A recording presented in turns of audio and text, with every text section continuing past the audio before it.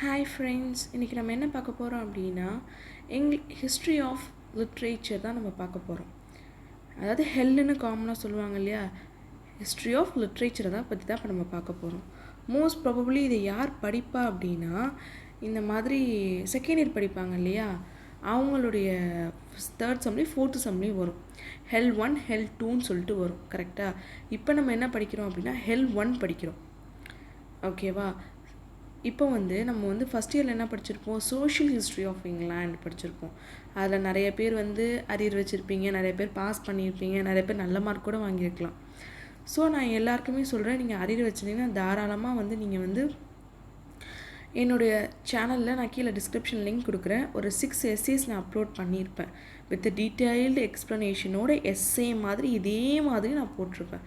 நீங்கள் அதை போய் பார்த்து படித்து எழுதினாலே கண்டிப்பாக நீங்கள் I don't know you will score a good mark or not, but you will score definitely you will pass the exam. அந்த கொஷின் பேப்பர் இல்லாத கொஷினே இருக்க முடியாது. ஓகேவா? கண்டிப்பாக நீங்கள் பாஸ் பண்ணிடலாம். சரிங்களா? அதனால் இதே மாதிரி தான் நான் எக்ஸ்ப்ளனேஷன் பண்ணி அந்த வீடியோ போட்டிருப்பேன், போய் பாருங்கள். அப்புறம் நிறைய பேர் சொல்லுவாங்க ஷீ கூட ஈஸி, ஹெல்லு ரொம்ப கஷ்டம்ப்பா, கிளியர் பண்ணுறது ரொம்ப ரொம்ப கஷ்டம்ப்பா அப்படிலாம் சொல்லுவாங்க. ஆனால் நம்ம ஸ்மார்ட் ஒர்க் பண்ணால் கண்டிப்பாக கிளியர் பண்ணிடலாம். ஓகேவா? ஸோ இந்த எஸ்ஏவை க்ரியேட் பண்ணுறதுக்கு எனக்கு குறைஞ்சது ஒரு 5 நாளாவது ஆகும். குறைஞ்சது எத்தனை நாள் ஆகும்னா எனக்கு 5 நாள் ஆகும். ஏன்னா நிறைய புக்ஸை ரெஃபர் பண்ணி நம்ம பண்ணுறது. ஓகேவா? ஸோ இது எல்லா கைட்லேயுமே சரி, எல்லாத்துலேயும் இப்படிலாம் கொடுத்துட மாட்டாங்க, சும்மா காப்பி பேஸ்ட் பண்ணி கொடுத்துருப்பாங்க. ஓகேவா? ஸோ அதனால் இப்போ நம்ம ஹெல்லை எப்படி ஈஸியாக கிளியர் பண்ணுறதுன்னு சொல்லிவிட்டு நம்ம எஸ்ஏ மூலியமாகவே பார்த்துடலாம். ஓகேவா? இப்போ நம்ம இன்றைக்கி பார்க்க போகிற டாபிக் என்ன அப்படின்னா, இங்கிலீஷ் லிட்ரேச்சர் பிஃபோர் சாசர். அதாவது சாசர் தான் ஃபஸ்ட்டு ரைட்டிங்ஸ்லாம் எழுதினவர் அப்படின்னு சொல்கிறாங்க. முறையாக எழுதினவங்க சாசர் அப்படின்னு தான் சொல்கிறாங்க. ஆனால் சாசருக்கு முன்னாடியே இங்கிலீஷ் லிட்ரேச்சர்லாம் இருந்திருக்கு. ஓகேவா? ஸோ அதான் ப்ரீ-chaucerian பீரியட்னு சொல்லுவாங்க இதை ஷார்ட் ஃபார்மில். ப்ரீ-chaucerian பீரியட்னால் சாசருக்கு முந்தைய காலம்னு அர்த்தம். இப்போ old English period or Anglo-Saxon period and Anglo-Norman period, இதை பற்றி தான் இப்போ நம்ம இங்கே பார்க்க போகிறோம். ஓகேவா? இந்த 2 பீரியட் தான் எதில் இருக்கும், சாசர் காலத்துக்கு முன்னாடி உள்ள காலகட்டத்தில் இருந்து 2 பீரியட் அப்படின்னா 2 காலகட்டங்கள் என்னென்ன அப்படின்னா Anglo-Saxon பீரியட், அதுக்கு இன்னொரு பேர் ஓல்டு இங்கிலீஷ் பீரியட். ஓகேவா? அடுத்து Anglo-Norman பீரியட். ஓகேவா? இதுக்கு இன்னும் நேம்லாம் கிடையாது. இந்த 2 பீரியடும் எதில் இருந்துச்சு அப்படின்னா சாசர் பிறக்கிறதுக்கு முன்னாடியே இருந்திருக்குது. ஓகேவா? இதெல்லாம் முடிஞ்சுதான் சாசர் பிறந்திருக்காரு, எழுதியிருக்காரு, எழுத்தெல்லாம் வளர்ந்து. ஓகேவா? பார்க்கலாமா? இதை நம்ம எஸ்ஏ மாதிரி பார்க்கறதுனால உங்களுக்கு 2 பெனிஃபிட்ஸ் என்னென்னா, ஒன்று நீங்கள் அதை உங்களுடைய எக்ஸாமினேஷன்ஸ்க்கு யூஸ் பண்ணிக்கலாம். இந்த டாப்பிக்கில் என்ன இருக்குன்னு நீங்கள் புரிஞ்சுக்கலாம். இந்த எஸ்ஏ நீங்கள் பார்த்துட்டு கவனமாக பார்த்துட்டு போனாலே ஒரு கதை மாதிரி தான் நான் சொல்லுவேன்.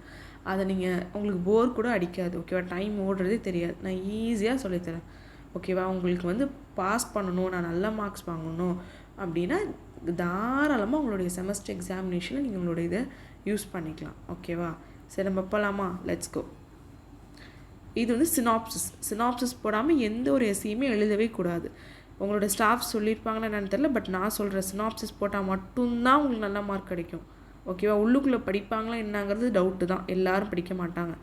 ஒரு பேப்பரை திருத்தத்துக்கு குறைஞ்சது 3 நிமிஷம் தான் அவங்க எடுத்துப்பாங்க. ஓகேவா? அப்படி இருக்கப்போ எல்லாரோடதையும் படிக்கவும் மாட்டாங்க, அதே மாதிரி படிக்காமலும் இருக்க மாட்டாங்கன்னு நம்ம சொல்லவும் முடியாது. அதனால் நம்ம கரெக்டாகவும் எழுதணும், அதே சமயத்தில் சினாப்சிஸ் போட்டும் எழுதணும். நான் எதெல்லாம் ஹைலைட் பண்ணி காமிச்சிருக்கணும், நீங்கள் அதெல்லாம் உங்களுடைய டிஃப்ரெண்ட் கலர் பென், வயலட், இந்த மாதிரியான கலர் பென்லாம் யூஸ் பண்ணி, sky blue, brown colour stick pen இதெல்லாம் யூஸ் பண்ணி ஹைலைட் பண்ணி காமிங்க. அப்போ தான் உங்கள் பேப்பர் பார்க்க ரொம்ப ப்ரெசன்டபுளாக இருக்கணும். அந்த இடத்துல போய் நீங்கள் பேச மாட்டீங்க, உங்கள் பேப்பர் தான் பேசும். ஸோ அதனால் உங்கள் பேப்பர் ரொம்ப ப்ரெசன்டபுளாக இருக்கணும். ஓகேவா? சரி, okay, fine, let's go. Introduction. English literature is often described as a beginning with a Chaucer.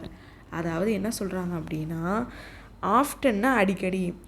எல்லோரும் என்ன சொல்லுவாங்க, இங்கிலீஷ் லிட்ரேச்சர் எப்போவுமே அடிக்கடி எல்லோரும் என்ன சொல்கிறாங்க அப்படின்னா, சாசரால் தான் இங்கிலீஷ் லிட்ரேச்சரே தொடங்கப்பட்டுச்சுப்பா, அவர் பிறந்ததுக்கப்புறம் தான் இங்கிலீஷ் லிட்ரேச்சரே வந்திருக்கு அப்படின்னு சொல்கிறாங்க. ஆனால் அது உண்மையே கிடையாது முதல்ல. ஓகேவா? Actually, there were more than 6 centuries of literature before the Chaucer was born. அதாவது 6 century இருந்திருக்கு. அதாவது சாசர் பிறப்பதற்கு முன்னாடியே 600 ஆண்டுகளாக அந்த லிட்ரேச்சர் இருந்திருக்கு. ஒரு செஞ்சுரிக்கு எத்தனை வருஷம்? 100 வருஷம். அப்போ 6 செஞ்சுரிஸ்னால் மோர் தென் 6 செஞ்சுரிஸ்னு சொல்லியிருக்காங்க. அப்போ 600 வருஷத்துக்கு சாசர் பிறக்கிற 600 வருஷம் சாசர் பிறக்கிறதுக்கு முன்னாடி உள்ள 600 வருஷங்களாக அந்த லிட்ரேச்சர்லாம் இருந்திருக்கு. ஓகேவா? ஆனால் அதோட ரைட்டர்ஸ் பேர் தான் கிடைக்கல. எழுதியிருக்காங்க, ஆனால் எழுத்தாளர்கள் பெயர்கள் தான் கிடைக்கல. அதனால தான் இவர் எழுதின ரைட்டிங்கோட பேர் கிடச்சனால இவரை முதல்ல ஒரு ரைட்டராக ரெகனைஸ் பண்ணுறாங்க, எல்லாராலையும் அறியப்படுறது. அதனால தான். ஓகேவா? So but the earliest literature reads like a foreign tongue. அதாவது இயர்லியஸ்ட் லிட்ரேச்சர்னா ஆரம்ப காலகட்ட லிட்ரேச்சர் வந்து என்ன பண்ணும் அப்படின்னா ஃபாரின் டங்க் மாதிரி இருக்குமா. வெளிநாட்டு மக்கள்லாம் பேசுவாங்க இல்லையா, அந்த மாதிரி இருக்குமா அந்த லிட்ரேச்சர் எல்லாமே. ஓகேவா? This is a reason for the neglect of a early English literature. அதாவது ஆரம்பகால இங்கிலீஷ் லிட்ரேச்சரை வந்து நெக்லெக்ட் பண்ணுறதுக்கு இதுதான் ஒரு காரணம் அப்படின்னு சொல்கிறாங்க. அதாவது ஏன் நெக்லெக்ட்னா என்ன அப்படின்னா புறக்கணிச்சாங்க. ஏன்னா ரொம்ப ஃபாரின் டங்காக இருக்குது. இப்போ வந்து தஸ் புஷ்னு இங்கிலீஷ்காரன் பேசினா, இப்போ நம்ம ஒரு இங்கிலீஷ் படம் பார்க்குறோம், இல்லை ஏதோ ஒரு இங்கிலீஷில் வந்து டிரான்ஸ்லேட் பண்ண ஒரு மூவியை பார்க்குறோம் அப்படின்னா ஒரு இங்கிலீஷ் புக்கே எடுத்துப்போம். இப்போ ஹெல்லோட ஒரிஜினல் டெக்ஸ்ட்டை வந்து வில்லியம் ஹென்ரி ஹட்சன் எழுதியிருக்காரு. அது ஃபாரின் டெங்கில் ஓல்டு இங்கிலீஷில் இருந்திருக்கும், இயர்லிஸ்ட் இங்கிலீஷ் ஃபார்மில். அதை நம்ம படித்தா ஒன்றுமே புரியாது. ஓகேவா? நீங்கள் வேணால் எடுத்து பார்க்கலாம், புக்குன்னு இருக்கும். இப்போ நம்மளுக்கு நார்மலாக புக்கோட இங்கிலீஷ் வந்து புக்கோட ஸ்பெல்லிங் வந்து என்ன? BOOK தான் புக்கோட ஸ்பெல்லிங். ஆனால் அதில் எப்படி இருக்கும் அப்படின்னா BOOKEன்னு இருக்கும். அப்படி இருக்கிறப்ப என்ன ஆகும் அப்படின்னா நிறைய டிஃப்ரென்சஸ் இருக்கும். இப்போ நம்ம மொழியே எடுத்துக்கோங்க, தமிழ் மொழியெல்லாம் கல்வெட்டுகளெல்லாம் ஒரு மாதிரி இருக்கும் அந்த எழுத்துக்கள். ஆனால் இப்போ நியூவாக கன்வெர்ட் பண்ணியிருப்பாங்கல்ல, ஸோ அதை தான் சொல்கிறாங்க. ஸோ அந்த மொழியை நெக்லெக்ட் பண்ணதுக்கு, புறக்கணிக்கிறதுக்கு முக்கிய காரணமாக இருந்தது அது ரொம்ப ஃபாரின் டெங்காக இருந்ததுனால தான் அதை நெக்லெக்ட் பண்ணியிருக்காங்க. ஓகேவா? ஸோ இங்கிலாந்து பிஃபோர் அ நார்மன் கான்க்வெஸ்ட். அதாவது நார்மன் கான்க்வெஸ்ட்னால் என்ன அப்படின்னா, நார்மனின்னு சொல்லுவாங்க. அந்த ஒரு இடத்துலேருந்து ஒரு வில்லியம்ங்கிற ஒரு அரசர் வந்து இங்கிலாண்டை வந்து ஆட்சி அமைக்க, அதாவது இதான் போர் நடத்தி அந்த இடத்த கைப்பற்றணும்னு நினச்சிருக்காரு. அதை தான் நார்மன் கான்க்வெஸ்ட்னு சொல்லுவாங்க. அதுக்கு முன்னாடி உள்ள காலகட்டத்தில் நடந்த 2 முக்கியமான விஷயத்தை பற்றி தான் நம்ம இதில் பார்க்க போகிறோம். ஓகேவா? So there were 2 important events in the history of England took place before the Norman conquest. அதாவது 2 இம்பார்ட்டண்டான ஈவெண்ட்ஸ் வந்து இங்கிலாந்துடைய வரலாற்றில் இடம்பெற்றிருக்குது. அதாவது நார்மன் கான்குவெஸ்ட்டுக்கு முன்னாடியே அதுவே ஒரு வரலாறு தான், அதுவே ஒரு நிகழ்வு தான். ஆனால் அதுக்கு முன்னாடி ஒரு 2 நிகழ்வு நடந்திருக்கு அப்படின்னு சொல்கிறாங்க, இடம்பெற்றிருக்கு. அது என்னென்ன அப்படின்னா, it is the period that the Jutes, Angles and Saxons came to England and made English history possible. அதாவது இந்த ஜூட்ஸ் அண்டு ஆங்கிள்ஸ் அண்டு சாக்சன்ஸ்லாம் யார் அப்படின்னா மைக்ரேட்டட் பீப்புள், ஒரு இடத்துலேருந்து இன்னொரு இடத்துக்கு வரக்கூடியவங்க. அவங்க எங்கேருந்து வந்திருக்காங்க அப்படின்னா, அந்த 3 மக்களும், இந்த 3 கூட்டத்தினர் பேர் தான் இந்த ஜூட்ஸ், ஆங்கிள்ஸ் அண்ட் சாக்சன். அவங்க எங்கேருந்து வந்திருக்காங்கன்னா ஜெர்மனி அண்ட் டென்மார்க்லேருந்து பிரிட்டனுக்கு வந்திருக்காங்க. அதாவது இங்கிலாண்டுக்கு வந்திருக்காங்க. இங்கிலாண்டுடைய பழைய பேர் தானே வந்து பிரிட்டன். ஸோ இங்கிலாண்டுக்கு அவங்க வந்திருக்காங்க. அந்த மக்கள் எங்கேருந்து வந்திருக்காங்க? ஜெர்மனி அண்ட் டென்மார்க்லேருந்து வந்திருக்காங்க. ஸோ அவங்க வந்து 5th சென்ச்சுரியில் தான் வந்து மைக்ரேட் ஆகியிருக்காங்க. இந்த வந்து ஹிஸ்ட்ரி ஆஃப் இந்த இங்கிலீஷ் லிட்ரேச்சர் பிஃபோர் சாசர் எங்கே தொடங்குது? 540வது வருடத்துலேருந்து 1340 வருடம் வரைக்கும், அதாவது 1340 வரைக்கும் தான். 1340 தான் அந்த சாசர் பிறந்தார். அது வரைக்கும் இந்த இங்கிலீஷ் லிட்ரேச்சர் பிஃபோர் சாசர் பற்றி நம்ம இதில் படிக்க போகிறோம். ஓகேவா? சாரி, இதை சொல்ல மறந்துட்டேன். இப்போ இதுக்கு வந்துடுவோம். ஸோ இவங்க 3 பேர் எங்கேயும் வந்திருக்காங்க? நம்ம சொன்னோம் ஜெர்மனி அண்ட் டென்மார்க்லேருந்து இங்கிலாண்டுக்கு வந்திருக்காங்க, மைக்ரேட் ஆகி வந்துட்டாங்க. மைக்ரேட்னா என்ன? ஒரு இடத்துலேருந்து இன்னொரு இடத்துக்கு வர்றது, நம்மளுடைய சொந்த ஊர் எல்லாத்தையும் விட்டுட்டு இன்னொரு இடத்துக்கு குடிபெயர்றது தான் மைக்ரேட் அப்படின்னு சொல்லுவாங்க. And made English history possible. அதாவது இங்கிலீஷ் ஹிஸ்ட்ரியை பாசிபிளாக ஆக்குனது இவங்க தான் அப்படின்னு சொல்கிறாங்க. இவங்க வாழ்ந்த காலகட்டம் தான் அப்படின்னு சொல்கிறாங்க. தேவர் ஹெத்தன்னா யார் அப்படின்னா புறஜாதிகள் அப்படின்னு சொல்கிறாங்க. அங்கே புறஜாதிகளும் இருந்திருக்காங்க அப்படின்னு சொல்கிறாங்க. அப்புறம் second great event in the time was conversion of English to Christianity.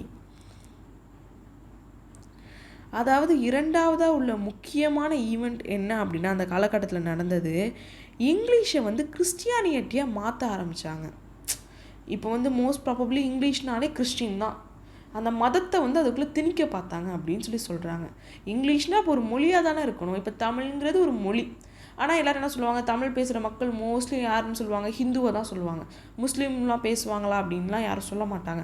இல்லை கிறிஸ்டின்லாம் வந்து அவங்களாம் ஆங்கிலம் பேசுவாங்க அப்படின்னு சொல்லுவாங்க. ஆங்கிலத்தில் கிறிஸ்டின்ஸ் மாதிரி யாருமே பேச முடியாதுப்பா. அப்போனா மதத்துக்கு ஏற்ற மாதிரி மொழியையும் பிரிக்க ஆரம்பிச்சிட்டாங்க. ஓகேவா? ஸோ அதை தான் இங்கே சொல்லுவாங்க. இப்போ முஸ்லீம்ஸ்லாம் வந்து உருது நல்லா பேசுவாங்க, ஹிந்தி நல்லா பேசுவாங்க அப்படின்னு சொல்லுவாங்க. கரெக்டாக அந்த மாதிரி பேசுகிற மக்கள் தான் அதிகம் உண்மையை சொல்லணும் அப்படின்னா இந்தியாவில். அப்படி இருக்கிறப்ப English The second great event in the time was conversion of the English to Christianity. English ஆங்கிலம்ங்கிற ஒரு மொழியை வந்து கிறிஸ்டியானிட்டியாக ஒரு மதமாக மாற்ற ஆரம்பிச்சிருக்காங்க. ஓகேவா? அதுதான் ஒரு இன்னொரு ஈவெண்ட் அப்படின்னு சொல்கிறாங்க. அதனால தான் பைபிள் வந்து முதல்ல லாட்டினில் இருந்திருக்கும், அதுக்கப்புறம் இங்கிலீஷ்க்கு டிரான்ஸ்லேட் ஆகிருக்கும். ஓகேவா? நெக்ஸ்ட் வந்து என்னென்னா literature in Anglo Saxon period. Anglo Saxon period எப்போலேருந்து வரைக்கும்னா 450 to 1050 வரைக்கும் ஆங்கிலோ-சாக்சன் பீரியட். இயர்லாம் ரொம்ப முக்கியம், கரெக்டாக எழுதணும் எக்ஸாம்ஸில். ஓகேவா? The early form of English is known as Anglo-Saxon. அதாவது ஆரம்பகட்ட ஆங்கில மொழி அந்த இங்கிலீஷ் அமைஞ்சிருக்கும் இல்லையா, இங்கிலீஷுடைய எழுத்துக்கள் அதனுடைய உச்சரிப்பு எல்லாம் அமைஞ்சிருக்கும்ல, அதை என்னவா சொல்கிறாங்க அப்படின்னா ஆங்கிலோ-சாக்சன் அப்படின்னு சொல்கிறாங்க. இங்கிலீஷ் லாங்குவேஜ் அப்படின்னு சொல்லாமல் அதை வந்து ஆங்கிலோ-சாக்சன் அப்படின்னு சொல்கிறாங்க. அதே மாதிரி the early form of English literature is known as the Anglo-Saxon literature. அதாவது இயர்லி ஃபார்ம் ஆரம்ப கட்டத்தில் ஃபார்ம் ஆன இங்கிலீஷ் லிட்ரேச்சர் என்ன சொல்கிறாங்க, லிட்ரேச்சர்னால் என்ன, ரைட்டிங்ஸ். நிறைய ஆத்தர்லாம் எழுதுவாங்க இல்லையா, ரைட்டர்ஸ் எழுதக்கூடிய ரைட்டிங்ஸ், ப்ரோஸ், போயம், நாவல், ஃபிக்ஷன், இது எல்லாமே சேர்ந்தது ரைட்டிங்ஸ்னு சொல்லுவோம். அது எல்லாமே என்ன, லிட்ரேச்சர். ஓகேவா? இங்கிலீஷ் லிட்ரேச்சரோட இயர்லி ஆரம்ப கட்டத்தில் இருந்திருக்கும் இல்லையா, எழுதப்பட்ட ஒரு ஸ்டைல், இது எல்லாத்தையும் என்ன சொல்கிறாங்க அப்படின்னா ஆங்கிலோ-சாக்சன் லிட்ரேச்சர்னு சொல்கிறாங்க. Literature in Anglo Saxon period was recorded in manuscript. அதாவது லிட்ரேச்சர் இருக்குல்ல, இலக்கியம்னு சொல்லுவாங்க. அது இலக்கணம்னா கிராமர். ஸோ லிட்ரேச்சர் வந்து இலக்கியத்தெல்லாம் வந்து ஆங்கிலோ-சாக்சன் பீரியடில் வந்து எப்படி ரெக்கார்ட் பண்ணாங்க அப்படின்னா கையால் எழுதி தான் ரெக்கார்ட் பண்ணியிருக்காங்க, மேனுஸ்கிரிப்ட் அப்படின்னு சொல்கிறாங்க. ஏன்னா அந்த காலத்தில் பிரிண்டர் அதெல்லாம் இல்லை இல்லையா, ஸோ அதனால் there were 2 types of literature in Anglo Saxon period. 2 வகையான லிட்ரேச்சர்ஸ் வந்துருக்கு ஆங்கிலோ-சாக்சன் பீரியட். அது என்னென்ன அப்படின்னா poetry in Anglo Saxon period, prose in Anglo Saxon period. Poem இருந்திருக்கு, ப்ரோஸ் இருந்திருக்குன்னு சொல்கிறாங்க. ஓகேவா? அவ்வளோதான். ஸோ இப்போ நம்ம ப்ரோஸை பற்றி தான் பார்க்க போகிறோம். ப்ரோஸ் இன் ஆங்கிலோ-சாக்சன் பீரியட் வந்து என்ன அப்படின்னா ஆங்கிலோ-சாக்சன் போயட்ரி ஃப்ளோரிஷ்ட் இன் நார்த். அதாவது ஃப்ளோரிஷ்ட்னா மலர்ந்தது. இங்கிலாண்டில் நார்த்து சைடு இருக்குல்ல, நார்த்து சைடு தான் ஃபஸ்ட்டு வந்து மலர்ந்துருக்கு ஆங்கிலோ-சாக்சன் போயட்ரி. அது என்னென்ன அப்படின்னா பியோவுல்ஃப்னா என்ன அப்படின்னா the first long poem in English is Beowulf. Beowulf தான் இங்கிலீஷில் முதலாக தோன்றப்பட்ட ஒரு பெரிய லாங் போயம் அப்படின்னு சொல்கிறாங்க. அப்புறமேல் வந்து the first major poem in European vernacular language. அதாவது first major poem in European vernacular லாங்குவேஜ்னால் என்ன, வெர்னாக்குலர் வந்து என்ன அப்படின்னா வடமொழி. இப்போ எப்படி நம்மளது சமஸ்கிருதம்னு சொல்கிறோம், இந்தியாவில் வடமொழிலாம் சமஸ்கிருதம்லாம் சொல்கிறோம் இல்லையா, அதே மாதிரி யூரோப்பியன் வெர்னாக்குலர் லாங்குவேஜில் வந்து முதல் போயம் இதுதான், மேஜர் போயம் அப்படின்னு சொல்கிறாங்க. பியோவுல்ஃபை எழுதினது யாருன்னு இன்னைய வரைக்கும் யாருக்குமே தெரியாது, ஆத்தர் பேர் தெரில. ஓகேவா? அதனால தான் சாசரை ஃபஸ்ட்டு ஆத்தராக கன்சிடர் பண்ணுறாங்க. ஏன்னா அவர் எழுதின ரைட்டிங்ஸும் அவர் எழுதின ரைட்டர் பேரும் கிடச்சிருக்கு. அவர் தான் ரைட்டர். இப்போ சாசர் வந்து கேண்டர்பரி டேல்ஸ் எழுதியிருக்காருன்னா அது தெரியுது, கேண்டர்பரி டேல்ஸ் எழுதினது சாசர் தான், இவங்களுக்கு இந்த மாதிரியான சூழ்நிலைகளை அவர் எழுதியிருக்காரு அப்படிங்கிறது. அதனால தான் அவர் வந்து முதல் போயட்டாக கன்சிடர் பண்ணுறாங்க இங்கிலீஷ் லிட்ரேச்சரில். பியோவுல்ஃப் தான் நான் முதல்ல வந்த போயம், ஆனால் இது யார் எழுதுனாங்கன்னு கண்டுபிடிக்கிறோம், யார் எழுதுனாங்கன்னு தெரியலை, கண்டுபிடிக்க முடியல, அதான் உண்மை. It was return continental Germanic theme. அதாவது என்ன அப்படின்னா பியோவுல்ஃபை எப்படி எழுதியிருக்காங்க அப்படின்னா ஜெர்மனில் இருக்க, ஜெர்மன்ங்கிறது ஒரு கான்டினென்ட் தானே, ஸோ அந்த கான்டினென்டல் தீமில் எழுதியிருக்காங்க. அந்த கதைக்கருவில் கதையோட தீம்னா என்ன சொல்லுவாங்க, கதையினுடைய கருன்னு சொல்லுவாங்கள்ல. ஸோ அந்த ஒரு இதில் லாஜிக்லாம் அவங்க எழுதியிருக்காங்க அப்படின்னு சொல்கிறாங்க. த angles brought the the angels brought the sorry angles தான் சொல்லுவாங்க. எனக்கு அதை ப்ரொனவுன் பண்ணுறது கொஞ்சம் கஷ்டமாக இருக்குது, I'm sorry. The angles brought the story of a Beowulf to England in the form of short songs. அதாவது ஆங்கிள்ஸ் என்ன பண்ணாங்க அப்படின்னா, இதை நேம் தான் நீங்கள் எப்படி வேணாலும் படிச்சுக்கலாம், ஓகேவா, தட் டசன்ட் மேட்டர். ஸோ இந்த பியோவுல்ஃபினுடைய கதையை எப்படி கொண்டு வந்தாங்க இங்கிலாண்டுக்கு அப்படின்னா, ஒரு ஷார்ட் சாங்ஸாக தான். ஷார்ட் சாங்னா என்ன, இந்த மாதிரி நாட்டுப்புற பாடல்னு சொல்லுவாங்கள்ல, நம்ம ஊரில் சிம்பிளாக சொல்லலாம், அந்த வயலெல்லாம் நாற்று நடுறப்ப அப்படின்னு சொல்லி பாடுவாங்க இல்லையா. ஸோ அந்த மாதிரி ஒரு சின்ன பாட்டாக கொண்டு வந்திருக்காங்க பியோவுல்ஃபினுடைய கதையை இங்கிலாண்டுக்கு ஒரு சிறிய பாடலாக கொண்டு வந்திருக்காங்க. It was written in the 8th century who impacted some Christian application in the pagan story. அதாவது என்ன அப்படின்னா, 8th century தான் இந்த பியோவுல்ஃப் போயத்தில், அதாவது இது ஒரு பேகன் ஸ்டோரின்னு சொல்கிறாங்க. ஃபர்ஸ்ட் ஆஃப் ஆல் பேகன் ஸ்டோரினா என்ன அப்படின்னா, a villager who continued the worship to the old gods. அதாவது அந்த காலத்து கடவுள்களுக்கு யார் கடவுளுக்கு போய் இது பண்ணுவாங்க இல்லையா, ப்ரே பண்ணுவாங்க இல்லையா, அவங்கள பற்றி சொல்கிறது தான் பேகன் ஸ்டோரி. அது ஒரு மதம் சம்மந்தப்பட்ட ஸ்டோரி தான், ஓகேவா. ஸோ அதில் ஹூ இம்பேக்டட் அப்படின்னா வழங்கினர்.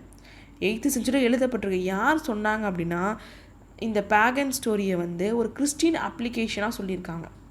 கிறிஸ்டின் அப்ளிகேஷனாக என்ன அப்படின்னா, இது கிறிஸ்துவ மதத்துடைய ரூல்ஸு, அவங்க ஃபாலோ பண்ணக்கூடிய விஷயங்கள், இதெல்லாம் வச்சு பேகன் ஸ்டோரியை சொல்லியிருக்காங்க, வழங்கியிருக்காங்க அப்படின்னு சொல்கிறாங்க. இது ஏன் பியோவுல்ஃபில் சொல்கிறாங்க அப்படின்னா, ஏன்னா பியோவுல்ஃபினுடைய ஸ்டோரியில் இது ஒரு பார்ட் மாதிரி வரும், ஓகேவா.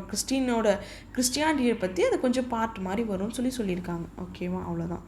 நெக்ஸ்ட் என்ன அப்படின்னா, it was written in the West Saxon dialect. அதாவது அந்த பியோவுல்ஃப் எப்படி எழுதப்பட்டிருக்கான், சாக்சன்கிறது ஒரு இடம், அந்த இடத்துல வெஸ்ட் சைடு இருக்கும் இல்லையா, டைலாக்னா வட்டார வழக்கு, அந்த வட்டார வழக்குப்படி எழுதப்பட்டிருக்கு அப்படின்னு சொல்கிறாங்க. பியோவுல்ஃப் தி எபிக் போயம் கண்டெய்ன்ஸ் 3182 lines. அதாவது பியோவுல்ஃப்ங்கிறது எபிக் போயம். ஆமாம், எபிக் போயம் அப்படின்னா என்னன்னா, ஒரு வரலாறை பற்றி சொல்கிறது தான் எப்பிக்னு சொல்லுவாங்க. மோஸ்ட் ப்ராபப்ளி புராணம்னு சொல்லுவாங்க இல்லையா, அதை தான் எப்பிக். இப்போ ராமாயணம் ஒரு எப்பிக் அப்படின்னு சொல்லுவாங்க. அதனால் ஒரு புராணம் கண்டினியூஸ், ஏன்னா லாங் போயம்னு சொல்லியிருக்காங்க. அதில் எத்தனை போயம் லைன்ஸ் இருக்குதான், 3182 lines இருக்குதான். இந்த சர்வைவ் இந்த 10th century மேனுஸ்கிரிப்ட். இந்த போயத்தை எந்த செஞ்சுரியில் எழுதியிருக்காங்கன்னா, மனிதர்களால் எந்த செஞ்சுரியில் எழுதப்பட்டிருக்கு அப்படின்னா 10th century எழுதியிருக்கு அப்படின்னு சொல்கிறாங்க. பியோவுல்ஃப் டிஸ்கிரைப்ஸ் த மேனர்ஸ்னால் நடந்தது என்ன அப்படிங்கிறதையும், custom of the forefathers of the English men, அதாவது முன்னோர்களோட வழக்கம் என்ன அப்படிங்கிறத பற்றியும் சொல்லியிருக்குது. அது பியோவுல்ஃப் இங்கிலாண்டுக்கு வர்றதுக்கு முன்னாடியே அதை பற்றி சொல்லியிருக்கு அப்படின்னு சொல்கிறாங்க. Before the came to England. ஏன்னா யார் பரப்புனா, ஜூட்ஸ் தானே பரப்புனாங்க. அந்த 3 பேர் பரப்புனாங்க. ஜூட்ஸ், ஆங்கிள்ஸ் அண்ட் சாக்சன்ஸ் தானே பரப்புனாங்க. அவங்க இங்கேருந்து வந்தாங்க, ஜெர்மனி, டென்மார்க்லேருந்து அவங்க வந்தாங்க. ஆனால் அவங்களுக்கு இங்கிலாண்டில் வாழ்ந்த முன்னோர்களுடைய பழக்க வழக்கங்கள் எப்படி தெரியும், அதுதான் இப்போ ஒரு ட்விஸ்ட்டே. அதாவது முன்னோர்களுடைய பழக்க வழக்கத்தை பற்றி வச்சு தான் அந்த பியோவுல்ஃபே வந்திருக்கு அப்படின்னு சொல்கிறாங்க. இந்த poem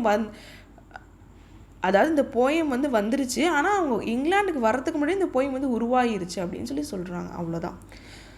It recounts the great heroic deeds, recounts the death of Beowulf. இந்த போயத்தில் என்ன சொல்லப்பட்டிருக்கோம் அப்படின்னா, ஒரு கிரேட் ஹீரோயிக் டீட்ஸ் அப்படின்னா ஒரு தைரியமான ஒரு ஆண்மகனுடைய வீரத்தை பற்றியும், ரீகவுண்ட்ஸ்னால் நரேட்டுன்னு அர்த்தம்.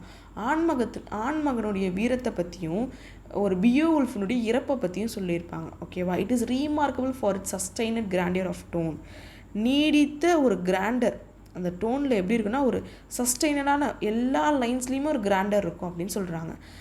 ரீமார்க்கபிள்னால் இது எதுக்கு பேசப்படுது அப்படின்னா, இந்த மாதிரியான கிராண்டியர் டோனுக்கும் for the brilliance of it style, அதனுடைய ஸ்டைலுக்கும் தான் அது பேசப்படுது அப்படின்னு சொல்கிறாங்க. இப்போ வந்து பியோவுல்ஃபுடைய கதை என்னன்னு நம்ம பார்க்கலாம். ஓகேவா? அது என்ன கதை அப்படின்னா, story of Beowulf is the Grendel is the monster who is disturbing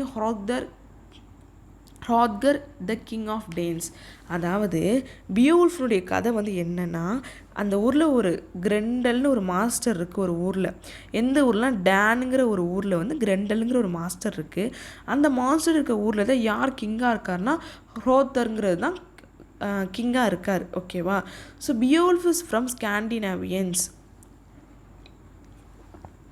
to rescue the king from Grendel with his band of sailors through voyage. அதாவது கடல் பயணம் மூலியமாக அவருடைய படை வீரர்கள்லாம் கூப்பிட்டுக்கிட்டு வராரு.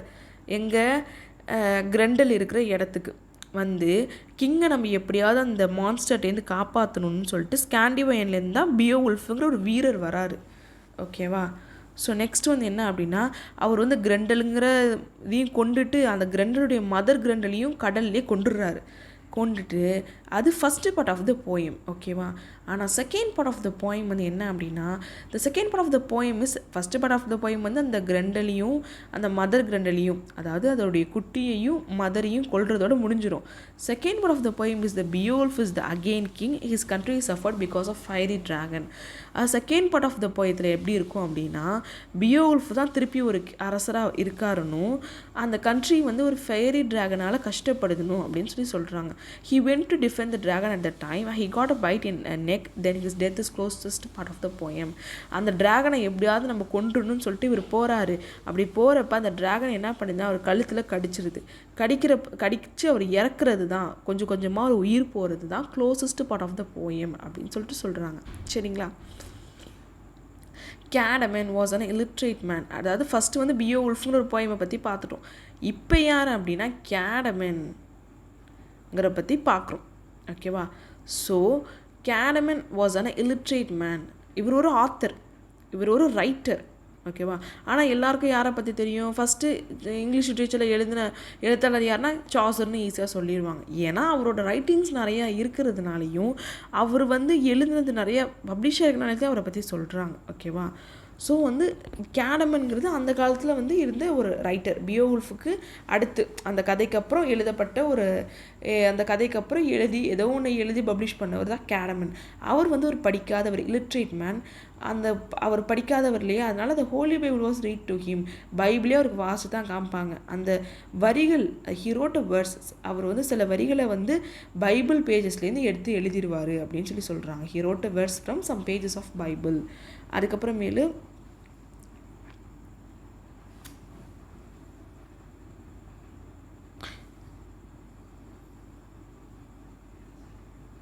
he is known for Cadaman paraphrase written in 670 AD. அதாவது கேடமன் வந்து எதுக்கு வந்து ரொம்ப ஃபேமஸ் ஆனவர் அப்படின்னா, கேடமன் பேராஃப்ரேஸ்னால் அந்த வெர்ஸை எடுத்து எழுதுறாருல, பைபிளில் இருக்கிற லைன்ஸ்லாம் எடுத்து எழுதுகிறாங்க பார்த்தியா, அதுதான் பேராஃப்ரேஸ் அப்படின்னு சொல்லுவாங்க. சரிங்களா?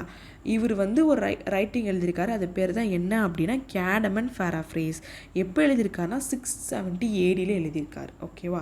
இதனால தான் அவரை தெரியவே படும் எல்லாருக்கும். ஓகே, இவர் வந்து கேடமன் பேராஃப்ரேஸ் எழுதியிருக்க கேடமன் அப்படின்னு சொல்லிட்டு. He was servant attached to the monastery Whitby in Yorkshire. அதாவது இவர் வந்து பணியால் எங்கே வேலை பார்த்துருக்காரு? மொனாஸ்ட்ரி அப்படின்னா இந்த மாதிரி யாரை சொல்லுவாங்க, இந்த மாதிரி இதை சொல்லுவாங்க இல்லையா, சன்னியாசிகள்லாம் இருப்பாங்கல்ல, அவங்க வசிக்கிற இடத்துல ஒரு வேலை பார்த்துருக்காரு. ஒயிட் பேங்கிற ஒரு டவுனில், யார்க்ஷயருங்கிற ஊரில். ஓகேவா? யார்க்ஷயருங்கிற ஒரு இடத்துல, ஒயிட் பேங்கிற ஒரு டவுனில் ஒரு வேலை பார்த்துருக்காரு. ஓகேவா? Caedmon is the first maker of words. யார் வந்து ஃபஸ்ட்டு மேக்கர் ஆஃப் வேர்ட்ஸ்னால் உங்களுக்கு ஒன் வேர்டில் கூட கேட்கலாம், கேடமன் தான் அப்படின்னு சொல்லியிருக்காங்க. அவர் the 3 paraphrase have been found. 3 paraphrase வந்து கண்டுபிடிச்சிருக்காரு. The first deals with the creation and the fall. First எது டீல் பண்ணுதான்? கிரியேஷன் அண்ட் ஃபாலை பற்றி டீல் பண்ணுது. அதாவது கிரியேஷன்னா என்ன, ஒன்று உருவாக்குறது, ஃபால்னால் ஒன்று அழியிறது. Second deals with the exodus from Egypt. அவரோட பேராஃப்ரேஸில் செகண்ட் எது டீல் பண்ணுது அப்படின்னா, எக்ஸாடஸ் ஃப்ரம் எஜிப்த்லேருந்து வெளியேற்றப்பட்டது என்னென்ன அப்படிங்கிற ஏதோ ஒரு விஷயத்தை பற்றி அதை வந்து டிஸ்கிரைப் பண்ணுது. the third deals with the history of Daniel. அதாவது தேர்ட் எதை டீல் பண்ணுது அப்படின்னா ஹிஸ்ட்ரி ஆஃப் டேனியல் தான் டீல் பண்ணுது. Caedmon is the first English poet. கேடமன்னா யார்? அவர் தான் ஃபஸ்ட் இங்கிலீஷ் போயட் அப்படின்னு சொல்லி சொல்கிறாங்க. ஓகேவா? கேடமன் வாஸ் டைட் இன் 680 AD. ஓகேவா? கேடமன்னா என்ன அப்படின்னா அவர் தான் ஃபஸ்ட் இங்கிலீஷ் போயட். அவர் எப்போ இறந்துருக்காருன்னா 680 ADயில் இறந்துருக்காரு. ஓகேவா? நெக்ஸ்ட் வந்து Cynewulf. He was the greatest of Anglo Saxon poet. அதாவது சைனி வுல்ஃப் வந்து என்னென்னா ஆங்கிலோ-சாக்சன் போயட்லேயே அவர் ரொம்ப கிரேட்டஸ்டாக. ஏன்னா அவருக்கு வந்து த ட்ரீம் ஆஃப் ரோடு அப்படின்னு சொல்லிட்டு ஒரு போயம் எழுதியிருக்காரு. அதுதான் finest of all old English poems. இப்போ வரைக்குமே வந்து ஓல்டு இங்கிலீஷ் போயத்தில் எது வந்து ஃபைனஸ்டான போயம் அப்படின்னு சொன்னால், எது ரொம்ப நல்லா இருக்கும் அப்படின்னு சொன்னால் த ட்ரீம் ஆஃப் ரோடு அப்படின்னு சொல்லி சொல்கிறாங்க. இப்போ நம்ம வரலாறுல எதுப்பா ரொம்ப நல்ல வரலாறுன்னு நமக்கு சொல்லுவோம். நம்மளுக்கு தெரிஞ்சது என்ன? பொன்னியின் செல்வனில் இருக்க ராஜராஜ சோழனுடைய வரலாறு தான். நிறையா பேரோட வரலாறு இருக்கும். ஆனால் ராஜராஜ சோழனை பற்றி நல்லா தெரியும். ஏன் அப்படின்னா ஒரு பெரிய கோயிலை கட்டியிருக்காரு. அது ஒரு ஃபைனஸ்ட் கன்ஸ்ட்ரக்ஷன். அது மாதிரி தான் இதுவும். ஓகேவா? அவரோட ரைட்டிங்ஸ்லாம் என்னென்ன 8th செஞ்சுரியில் later half of the 8th செஞ்சுரினா 8th செஞ்சுரியில் 50 வருஷத்துக்கு அப்புறம் உள்ள ரைட்டிங்ஸ். அது என்னென்ன அப்படின்னா the Christ, Juliana, the fates of the apostle and Elena. He was supposed to be born between 720 and 730. அதாவது 720லேருந்து 730க்குள்ளே ஒரு பிறந்திருப்பார்னு கருதப்படுது அப்படின்னு சொல்லி சொல்கிறாங்க. ஓகேவா? நெக்ஸ்ட் வந்து pros in Anglo Saxon period. Prose in Anglo Saxon period வந்து என்னென்னா லேட்டர் டெவலப்டு இன் த சவுத். அதாவது நம்ம ஃபஸ்ட்டே பார்த்தோம் நார்த் சைடு தான் போயம் டெவலப் ஆச்சு. சவுத்து சைடு என்ன டெவலப் ஆச்சு அப்படின்னா ப்ரோஸ் டெவலப் ஆகிருக்கு. அது யாரால் டெவலப் பண்ணப்பட்டிருக்கு? King Alfred. 849 ADலேருந்து 901 AD வரைக்கும் அவர் வாழ்ந்திருக்கார். அவருடைய வாழ்ந்த காலகட்டங்கள்.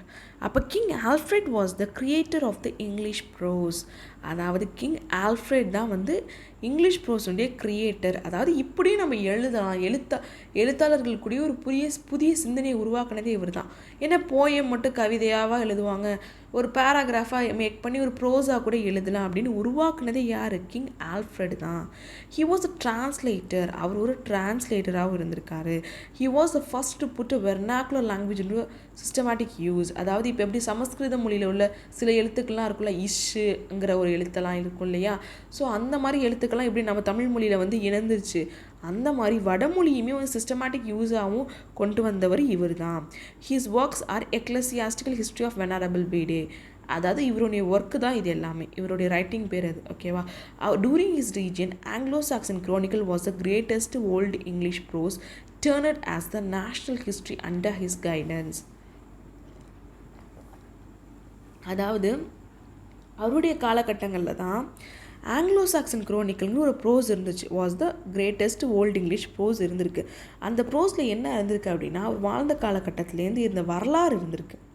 அதுக்கப்புறம் எப்படி மாறிடுச்சு? டர்ன்அட்னா மாறிடுச்சு. எப்படி மாறிடுச்சு அப்படின்னா நேஷ்னல் ஹிஸ்ட்ரியாக மாறிடுச்சு. அவரோட கைடன்ஸில் அவர் என்ன பண்ணியிருக்கார்? தலைமை தாங்கியிருக்காரு. இதை நம்ம இப்படியே விட்டுறக்கூடாது, சும்மா ஒரு முற்றுப்புள்ளியோடு நிப்பாட்டிடக்கூடாது, இது வந்து நம்ம நாட்டினுடைய வரலாறை பற்றி சொல்லணும் அப்படின்னு சொல்லி என்ன பண்ணியிருக்காரு அப்படின்னா இவரோட கைடன்ஸில் அது ஒரு வரலாறு புக்காகவே மாறிடுச்சு அந்த ப்ரோஸ் வந்து. ஏன்னா ப்ரோஸ்க்கு வந்து இத்தனை லைன் தான் இருக்கணும், இத்தனை ரைமிங்காக இருக்கணும் அப்படிலாம் எதுவுமே கிடையாதுல்ல, பேராகிராஃபாக இருக்கும். அப்போ வரலாறு அதில் எழுதியிருப்பாங்க. ஆங்கிலோ-சாக்சன் வரலாறுன்னு சொல்லிட்டு ஒரு வரலாறு எழுதியிருக்காங்க. அந்த டைட்டிலில் அந்த காலகட்டத்தில் நடந்த விஷயங்கள், யார் ஆட்சி செஞ்சா, யார் கைப்பற்றினா அப்படின்லாம் எழுதியிருப்பாங்க இல்லையா? அதை வரலாறு புக்காக இவர் மாற்றிட்டார் இவரோட கைடன்ஸில்.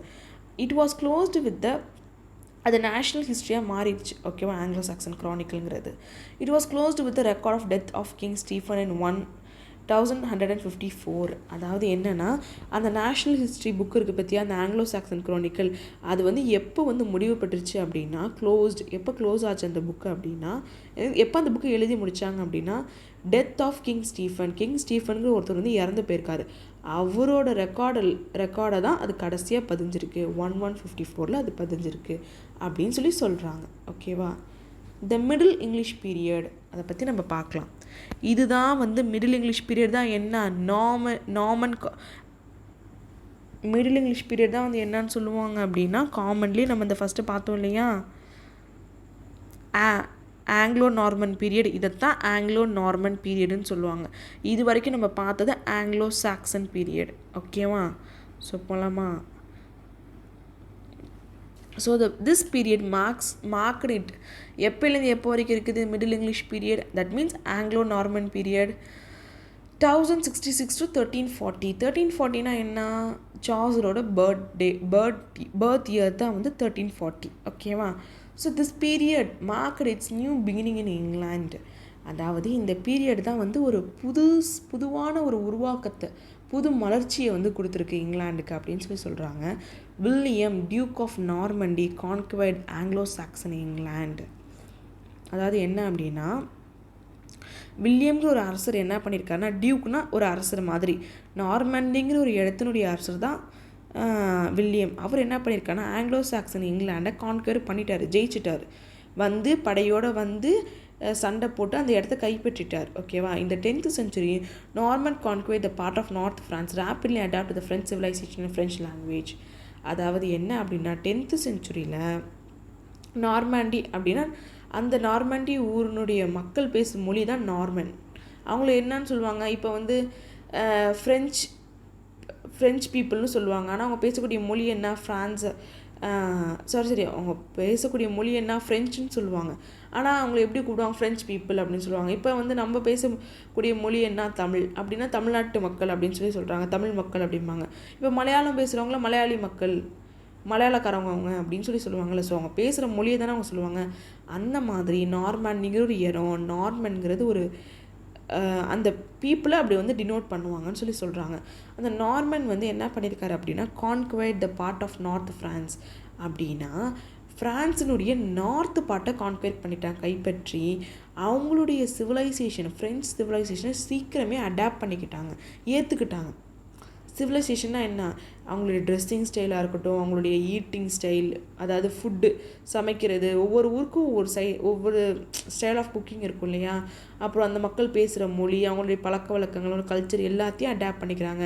ஃப்ரெஞ்ச் லாங்குவேஜையும் அடாப்ட் பண்ணிக்கிறாங்க. என்ன சொல்ல வராங்கன்னா, ஃப்ரான்ஸில் இருக்க நார்த்து பார்ட்டை கைப்பற்றி அவங்களுடைய எல்லா விஷயங்களையும் இவங்க அடாப்ட் பண்ணி ஏற்றுக்கிட்டு ஃப்ரெஞ்ச் லாங்குவேஜையும் ஏற்றுக்கிறாங்க அப்படின்னு சொல்கிறாங்க. எப்போ இதெல்லாம் நடக்குது? 10th century. Literature brought to England is remarkable for its bright romantic tales of poem and adventure. அதாவது இங்கிலாந்துக்கு கொண்டு வரப்பட்ட லிட்ரேச்சர் எல்லாமே வந்து ரொம்ப ரீமார்க்கபிளாக இருந்துச்சு.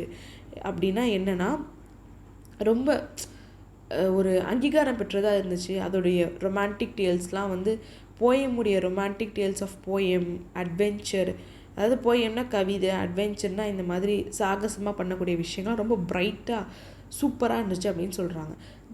த poetry is varied but it had a little interesting.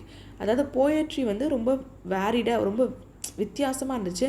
ஆனால் இதில் வந்து இன்ட்ரெஸ்டிங்னா கொஞ்சம் தான் நேச்சராக இருந்துச்சு, கொஞ்சம் தான் வந்து யதார்த்தத்தை சொன்ன மாதிரி இருந்துச்சு அப்படின்னு சொல்லியிருந்தாங்க. சம் ஆஃப் த போயட்ரி அந்த பீரியடில் உள்ள சம் ஆஃப் த ரைட்டிங்ஸ் என்னென்னா, Layamon's Brut in 1205, Orm's Ormulum in 1215, the Ancrene Riwle in 1225, the owl and nightingale in 1220. ஓகேவா? இதெல்லாம் அந்த காலகட்டத்தில் எழுதின ரைட்டிங்ஸ். அதுக்கப்புறம் the making of English language என்னென்னா, the period between the conquest and the Chaucer is much more important in the point of view of English language from English literature. அதாவது என்ன சொல்ல வராங்க அப்படின்னா, கான்குவெஸ்ட்டுக்கும் சாசருடைய பீரியடுக்கும் இடையில் ரொம்ப முக்கியம் வந்து என்னன்னா, இங்கிலீஷ் லிட்ரேச்சர்லேருந்து இங்கிலீஷ் லாங்குவேஜ் எப்படி பார்க்கப்பட்டுச்சு. ஏன்னா ஒரு இப்போ ஒரு நம்ம தமிழ் லாங்குவேஜ் நம்ம எப்படி படித்தோம்? ஒரு ரைட்டிங்ஸ் மூலியமாக தானே படித்தோம். ஒரு கதை மூலியமாகவோ, ஒரு பாடல் மூலியமாகவோ, இல்லை சிலப்பதிகாரம்னு ஒரு பாடல் மூலியமாகவோ இப்படி தான் நம்ம படித்தோம் தமிழ் மொழியை. சும்மா எப்படி நம்ம தமிழ் மொழியை படிக்க முடியும்? எழுத்து கூட்டி ஏதோ ஒரு ஸ்டோரி, ஏதோ ஒரு பாடல், அது மூலிமா தான் நம்ம படித்தோம். அதான் சொல்கிறாங்க, இங்கிலீஷ் லிட்ரேச்சர்லேருந்து இங்கிலீஷ் லாங்குவேஜ் எப்படி பார்க்கப்பட்டுச்சு கான்குவெஸ்ட்டுக்கும் சாசருக்கும் இடையிலான அந்த காலகட்டத்தில் அப்படின்னு சொல்கிறாங்க. டியூரிங் தீஸ் 300 years, இந்த 300 வருஷங்களில் வந்து little is been produced in prose or words. அதாவது சாசர் பிறக்கிறதுக்கு முன்னாடி வந்து என்ன இருக்குன்னா, any intrinsic values modern English. அதாவது என்ன சொல்ல வராங்க அப்படின்னா, ஒரு கொஞ்சம் ரைட்டிங்ஸ் தான் வந்து ப்ரொடியூஸ் பண்ணப்பட்டிருக்கு, ப்ரோஸ்லேயும் வெர்ஸ்லேயும். அதுவும் ஒரு கொஞ்சம் தான் இயற்கையாக இருந்திருக்கு, நேச்சராக இருந்திருக்கு, நேச்சர் வேல்யூவை கொஞ்சம் தான் சொல்லியிருக்கு அப்படின்னு சொல்கிறாங்க. ஓகேவா? Modern English was gradually evolving out of the conflict of opposite tongue, assuming the national rank as the speech of the whole people. அதாவது என்ன சொல்ல வராங்க அப்படின்னா, மாடர்ன் இங்கிலீஷ் இருக்குது பற்றியா, அதாவது நம்மளுக்கு என்னது, ஓல்டு இங்கிலீஷ், மிடில் இங்கிலீஷில் தான் கான்குவெஸ்ட் நடந்துச்சு, மாடர்ன் இங்கிலீஷில் தான் வந்து சாசருடைய முந்தைய காலம். ஓகேவா? சாசருடைய காலம் கூட அதை சொல்லிக்கலாம். ஓகேவா? அது அவ்வளோ பெரிய டிஃப்ரென்ஸ்லாம் இருக்காது மோஸ்ட் ப்ராபப்ளி.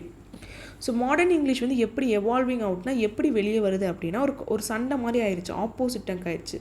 இப்போ வந்து இங்கிலாண்டில் இப்போ வந்து இந்தியா இருக்குன்னா அங்கே எத்தனை மொழிகள் பேசுகிறோம், ஆனால் எதை வந்து நேஷ்னல் மொழியை அனௌன்ஸ் பண்ணியிருக்காங்க, ஹிந்தி.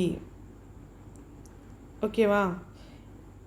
இப்போ இந்தியாவில் நீங்கள் எந்த இடத்துக்கு போனாலும் ஹிந்தி தெரிஞ்சால் போதும்ப்பா, ஹிந்தியும் இங்கிலீஷும் தெரிஞ்சால் போதும்ப்பா, நம்ம இது பண்ணிக்கலாம். மோஸ்ட்லி ஹிந்தி தெரியணும்ப்பா, ஏன்னா அங்கே பேசுகிற மக்களுக்கும் நம்மளுக்கு இங்கிலீஷ் தெரியணும்ல, நம்மளுக்கு மட்டும் தெரிஞ்சால் பத்தாது. கரெக்டாக? அப்போ ஹிந்தி தெரிஞ்சால் போதும், இந்தியாவில் எந்த ஊருக்கு வேணாலும் நம்ம போயிட்டு வந்துடலாம் ஈஸியான்னு சொல்கிறாங்கல்ல. ஸோ அது ஏன் அப்படி சொல்கிறாங்க, நேஷ்னல் ரேங்க் ஆஃப் த லாங்குவேஜை அதை மாற்றி வச்சுருக்காங்க. ஏன் அப்படின்னா, speech of the whole people, இந்தியாவிலேயே முக்கால்வாசி மக்கள் ஹிந்தி பேசுகிறதுனால அப்படி மாற்றி வச்சுருக்காங்க. அதைத்தான் அவங்க என்ன சொல்கிறாங்கன்னா, modern English was gradually evolving out of the conflict of opposite tongue. Opposite டங்க்னா மற்ற மொழிக்கும் இந்த மொழிக்கும் இடையில ஒரு சண்டை நடக்குது. எதை வந்து நேஷ்னல் ரேங்காக, எல்லா மக்களும் எந்த மொழியை பேசணும்னு எப்படி முடிவெடுக்கிறது அப்படின்னு சொல்லி. ஓகேவா? So statute of 1362 was proclaimed. ஒரு உருவத்தை, ஒரு சிலையை வைக்கிறாங்க. 1362ங்கிற இயரில் வந்து ஒரு சிலையை வைக்கிறாங்க. அந்த சிலை வந்து என்ன சொல்லுது அப்படின்னா, ப்ரொக்ளைம்டு அப்படின்னா வந்து என்னென்னா, வெளிப்படையாக அந்த சிலை என்ன சொல்ல வருதுன்னா, ஆசன்டென்சி இன் பிரிட்டைன், சாரி நான் அடுத்த லைனுக்கு போயிட்டேன், that all the proceedings in the court of law should be in English instead of French. அது வந்து அந்த ஸ்டாச்சு, அந்த சிலையை வந்து 1362 வந்து வைக்கிறது மூலிமா என்ன ப்ரொசீட் பண்ணுறாங்க அப்படின்னா, என்ன சொல்ல வராங்க அப்படின்னா, வெளிப்படையாக, அதாவது கோர்ட் ஆஃப் லா, கோர்ட்டில் இருக்க எல்லா சட்டமும் வந்து இங்கிலீஷில் தான் இருக்கணும், ஃப்ரெஞ்சில் இருக்கக்கூடாது. அப்படின்னா இதுக்கு முன்னாடி ஃப்ரெஞ்சில் இருந்திருக்குது, ஃப்ரெஞ்சில் இருக்கக்கூடாது, இங்கிலீஷில் தான் இருக்கணும் அப்படின்னு சொல்லியிருக்காங்க. East Midland English gained ascendancy in Britain. அப்படின்னா வந்து என்ன அப்படின்னா, because it was the speech of capital and of the two centres learning Oxford and Cambridge. அதாவது ஈஸ்ட் மிட்லாண்டில் தான் வந்து என்னன்னா இந்த ஆக்ஸ்ஃபோர்ட் அண்ட் கேம்பிரிட்ஜ் யூனிவர்சிட்டிலாம் இருந்துச்சு. அந்த இங்கிலீஷ், ஈஸ்ட் மிட்லாண்டோட இங்கிலீஷ் தான் வந்து பிரிட்டன்லேயே வந்து அதிகப்படியான கெய்னடு ஆசன்டென்ஸ்னால் ஏற்றம், அதிகப்படியாக எல்லார் மக்களாலேயும் பேசப்பட்டுச்சு. பிகாஸ் அதுதான் வந்து ஸ்பீச் ஆஃப் கேபிட்டலாகவும் இருந்திருக்கு. ஒரு காரணம் வந்து இங்கிலீஷ் ஏன் அதிகமாக பேசப்பட்டுச்சு அப்படின்னா, அதுதான் வந்து ஸ்பீச் ஆஃப் கேபிட்டலாகவும் இருந்திருக்கு. Two centres learning, Oxford and Cambridge பெரிய பெரிய யூனிவர்சிட்டிஸில் இங்கிலீஷ் தான் மக்கள் அதிகமாக படிச்சிருக்காங்க. அதனாலே இதை வந்து மொத்த மக்களும் இந்த மொழியை தான் பேசணும் அப்படின்னு சொல்லி வைங்க, சட்டத்தை வைங்க அப்படின்னு சொல்கிறாங்க. ஓகேவா? Chaucer is the first really national English poet அப்படின்னு சொல்கிறாங்க. சாசர் தான் யார்? First really national English poet அப்படின்னு சொல்கிறாங்க.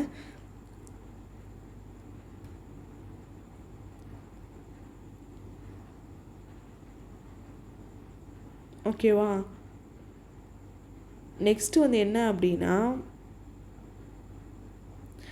ஆனால் வந்து கேடமன் என்ன சொல்கிறாங்க, கேடமன் இஸ் த ஃபஸ்ட்டு இங்கிலீஷ் போயட்டுன்னு சொல்கிறாங்க. ஆனால் சாசர் வந்து என்ன சொல்கிறாங்க அப்படின்னா, first really national English poet அப்படி சொல்கிறாங்க. அவர் முதல்ல வந்து இங்கிலீஷ் போயட், ஆனால் நேஷ்னலாக கருதப்பட்டவர் யார் அப்படின்னா, தேச அளவில் யார் கருதப்பட்டிருக்காங்க இங்கிலீஷ் போயட்டாக முதல் முறையானா சாசர் தான். கன்க்ளூஷனில் என்ன சொல்ல வராங்க, ஆஸ் எ கான்சிக்வன்சஸ்னால் கன்க்ளூஷன் அர்த்தம், முடிவு என்ன ஆனால், England before the Chaucer describes little prose and poetry works தான். அதாவது சாசர் பிறக்கிறதுக்கு முன்னாடி இந்த இங்கிலாண்டில் கொஞ்சமான ரைட்டிங்ஸ் தான் இருந்திருக்கு, ப்ரோஸ் அண்ட் போயட்ரி ஒர்க்ஸ் தான் இருந்திருக்குன்னு சொல்ல வராங்க. All good things come to he who weights. இந்த மாதிரி நீங்கள் வந்து கடைசியாக ஒரு ப்ராவர்ப் எழுதி முடிச்சிங்க அப்படின்னா உங்கள் மேலே ஒரு நல்ல இம்ப்ரெஷன் உருவாகும். அதாவது எல்லா நல்ல விஷயங்களும் யாருக்கு நடக்கும்னா, யார் காத்திருக்காங்களோ அவங்களுக்கு தான் நடக்கும்னு சொல்ல வராங்க. இது ஏன் அப்படி சொல்கிறாங்கன்னா, ஏன்னா சாசர் அதுக்கப்புறம் தானே வருவார். அவர் ஒன்றும் ஃபஸ்ட்டாக எந்த ரைட்டிங்கும் எழுதலை, ஆனால் அவர் வந்து காத்திருந்தும் அவர் வந்து எழுதலை. ஆனால் அவர் லேட்டாக வந்தாலுமே அவருடைய ரைட்டிங்ஸ் வந்து பேசப்படுது இன்றைக்கி வரைக்கும். கேண்டர்பரி டேல்ஸ்லாம் அதை தான் சொல்கிறாங்க. ஓகேவா? ஸோ அதுக்கு தகுந்த மாதிரி நானும் ஒரு ப்ராபபிள் நெட்லேன்னு தேடி எழுதியிருக்கேன். ஓகேவா? ஸோ இந்த மாதிரி நீங்கள் எழுதுகிறப்ப எப்போவுமே கன்க்ளூஷனில் சைன் பண்ணிட்டு தானே உங்களுக்கு மார்க் போட அந்த முன்னாடி பேஜை திருப்புவாங்க. ஸோ அப்படி நீங்கள் இப்படி இவ்வளோ அழகாக எழுதிருந்தீங்க அப்படின்னா கண்டிப்பாக உங்கள் மேலே நல்ல அபிப்பிராயம் வந்து கண்டிப்பாக 10 மார்க்குக்கு ஒரு 8 மார்க் உங்கள் 7 மார்க்காவது போட நிறைய சான்சஸ் இருக்குது உங்களுக்கு. ஓகேவா? நெக்ஸ்ட் வந்து என்னென்னா, thanks for thank you guys for வாட்சிங் my videos. Please subscribe if you want more videos. Okay, if you have any doubt, you can ask me in the comment section. Thank you for watching my videos.